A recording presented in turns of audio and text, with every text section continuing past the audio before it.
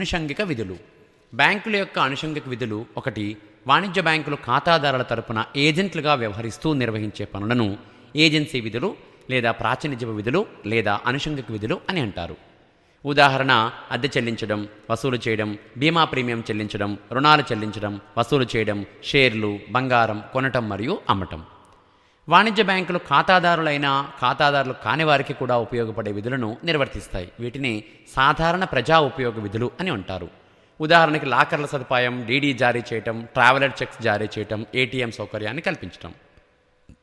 కేంద్ర bank, reserve bank of India, దేశంలో ద్రవ్య వ్యవస్థ నియంత్రణాధికారిని లేదా బ్యాంకింగ్ వ్యవస్థ నియంత్రణాధికారిని లేదా బ్యాంకింగ్ వ్యవస్థ యొక్క అధిపతిని మరియు సమన్వయకర్తని కేంద్ర బ్యాంక్ అంటారు.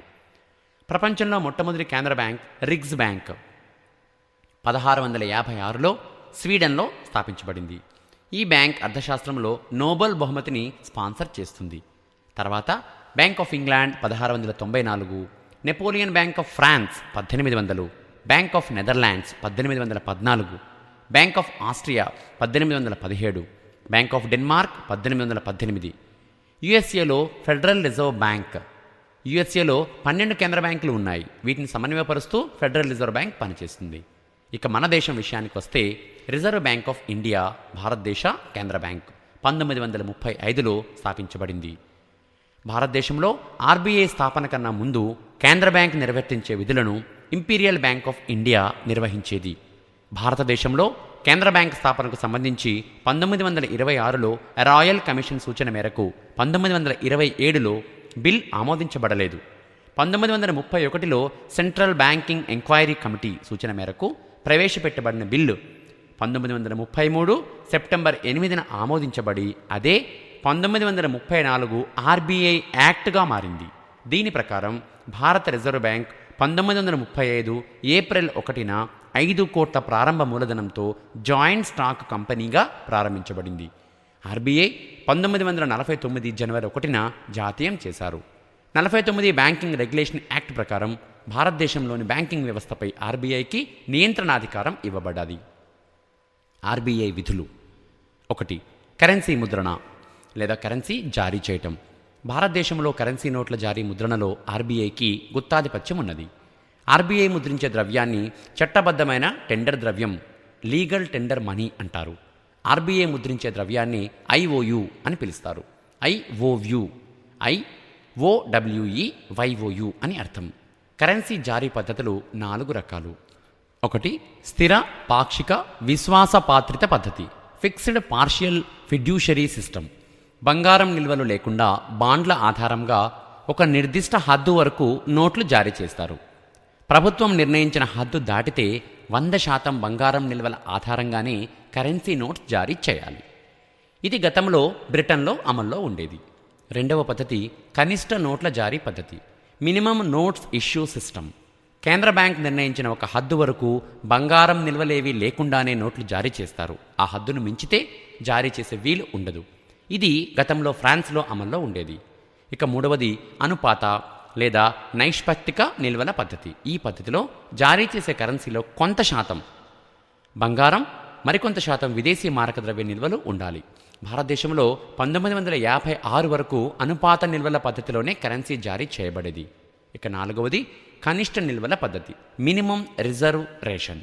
ఈ పద్ధతిలో కేంద్ర బ్యాంక్ వద్ద కనిష్ట నిల్వగా కొంత బంగారం, కొంత విదేశీ మారక నిల్వలు ఉంచుకొని ఎంత కరెన్సీనైనా జారీ చేయవచ్చు.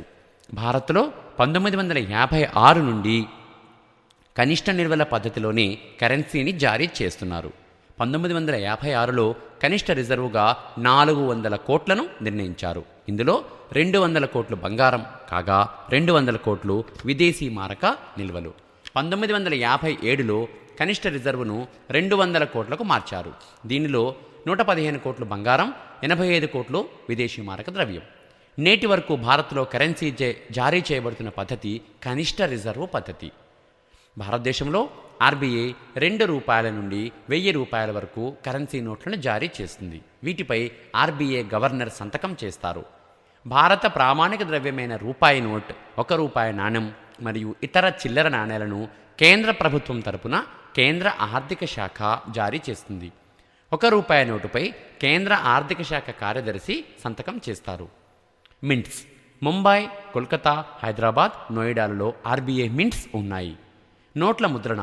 నాసిక్ సెక్యూరిటీ ప్రెస్, ఇక్కడ రూపాయి నుండి రూపాయల వరకు. Devas bank note press, Uttar Pradesh, రూపాయలు మరియు పైబడి కరెన్సీ నోట్ల ముద్రణ. మైసూరు వద్ద 500, 1000 రూపాయల నోట్ల ముద్రణ. వెస్ట్ బెంగాల్లోని సాల్వ వద్ద నోట్ల ముద్రణా కార్యాలయాలు నిర్మాణంలో ఉన్నాయి. కరెన్సీ నోట్ల ముద్రణకు వాడే పేపర్. ఔషంగాబాద్లోని సెక్యూరిటీ పేపర్ మిల్లో 1967 నుండి ఈనాటి వరకు తయారు చేయబడుతోంది. కరెన్సీ ముద్రణకు వాడే ఇంక్. దేవాస్ ఇంక్ ఫ్యాక్టరీ, యూపీ, 1991లో. ఇతర విధులు. కేంద్ర బ్యాంక్ ప్రభుత్వ బ్యాంకర్గా, ఏజెంటుగా, సలహాదారుగా పనిచేస్తుంది.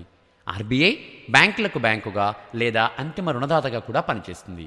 కేంద్ర బ్యాంక్ బ్యాంక్ ఆఫ్ క్లియరెన్స్గా పనిచేస్తుంది. వాణిజ్య బ్యాంకుల మధ్య లావాదేవీలను నగదుతో ప్రమేయం లేకుండా పరిష్కరిస్తుంది. ఇందుకు క్లియరెన్స్ హౌస్లను ఏర్పాటు చేస్తుంది. భారత్లో ముంబై, బెంగళూరు, కలకత్తా, హైదరాబాద్, చెన్నై, కాన్పూర్, నాగపూర్, న్యూఢిల్లీ, పాట్నాలలో క్లియరెన్స్ హౌసెస్ కలవు. లేని చోట state bank of India RBI తరపున ఆ పని చేస్తుంది. ద్రవ్యము, మనీ. వస్తువులను ప్రత్యక్షంగా ఇచ్చిపుచ్చుకునే పద్ధతిని వస్తు మార్పిడి పద్ధతి లేదా వస్తు వినిమయ పద్ధతి లేదా బార్టర్ సిస్టమ్ అని అంటారు. వస్తు మార్పిడి పద్ధతిలో గల లోపాలు. వస్తువుల యొక్క విలువను నిర్ణయించడం కష్టం. కోరికల సమన్వయ లోపం, కాల సమన్వయ లోపం, వస్తు విభజన కష్టం, సేవల విలువలు నిర్ణయించడం